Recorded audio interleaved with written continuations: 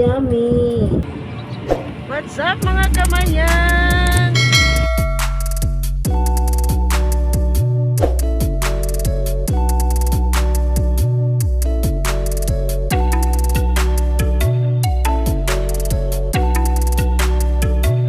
So what's up mga kamayan? May guguyam ang ating gagawin sa ngayon. So panoorin niyo ang videos. Yan ang ating mga gagamitin. Meron tayong tang na mango at meron tayong iba, parada at meron tayong condensed, meron tayong cornstarch. So yan ang ating mga gamitin. Meron tayong mangga na 2 piraso dyan at ating imamasyon para madurog siyang mabuti. Mamas na lang natin ng tinidor. Takalin natin ang cornstarch at ating tutunawin sa tubig muna bago natin ilagay doon sa pinakulong tubig. Pwede mo itong gawin at doble ang kikitain mo dito kapag ito ginawa mo. Tiyaga lang sa paggawa at sarapan natin para maubos agad, maraming bumili. So ayan, tinutunaw na natin sa tubig yung cornstarch.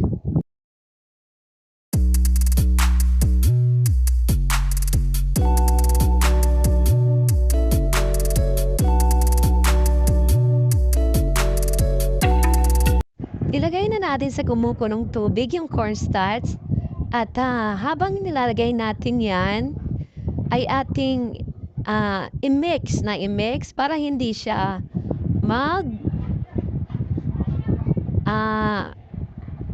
dumikit ba doon sa ilalim. So hanggang sa hindi naluluto yung cornstarch ay wag nating tigilan sa paghalo na halo-haluin natin hanggang sa hindi siya naluluto.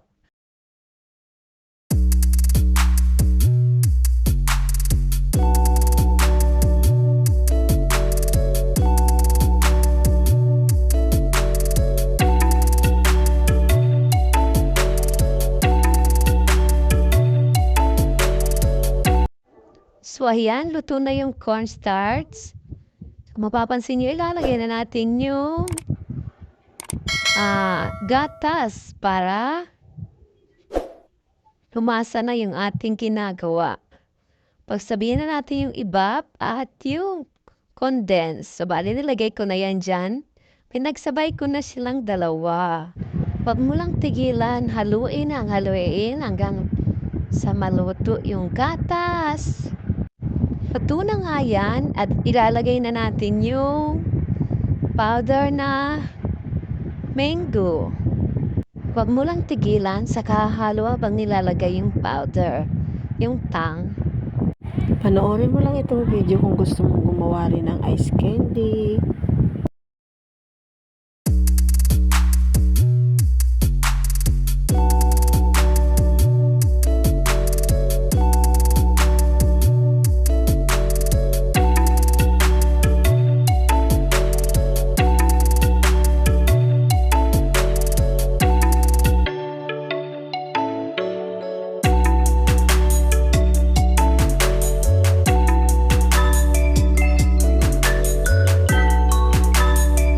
Para lalong creamy, nilagay natin ang Nissin cream.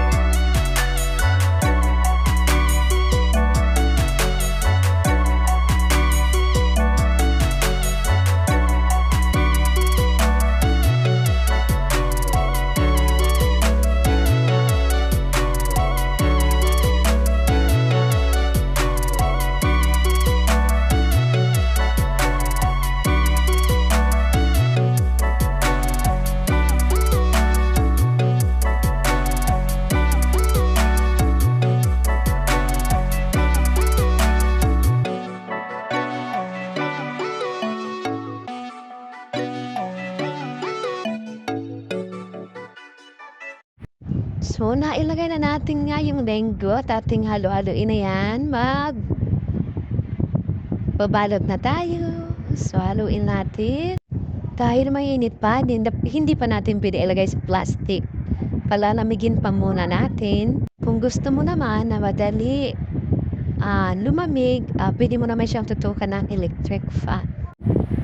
So, halo-haloin mo lang para hindi siya maumuo. Lagi mong haluin para madaling lumamig.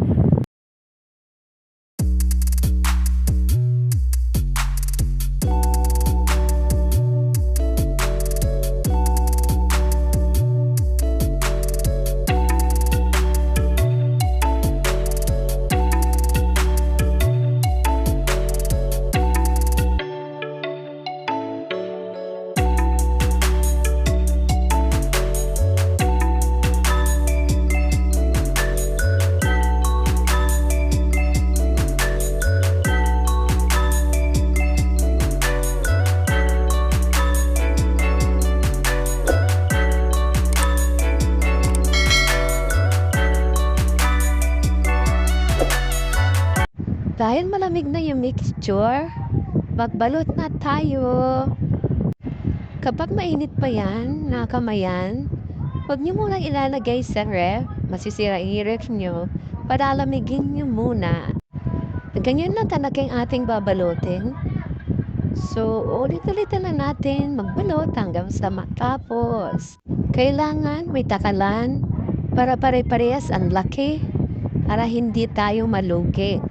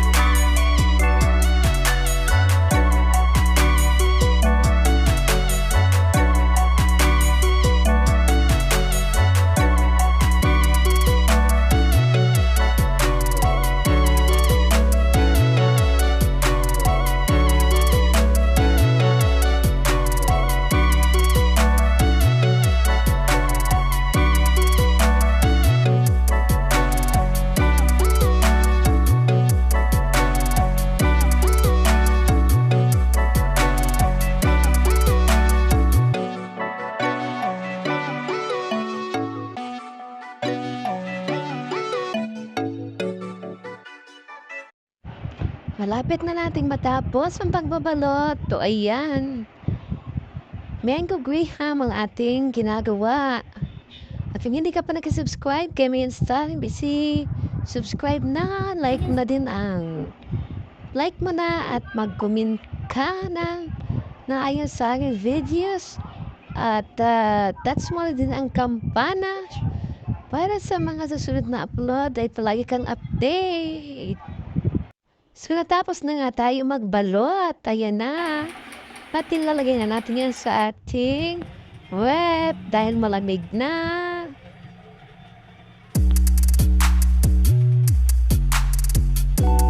Ito yung bagong gawa. Mango at saka Mango Graham. Yung bili na!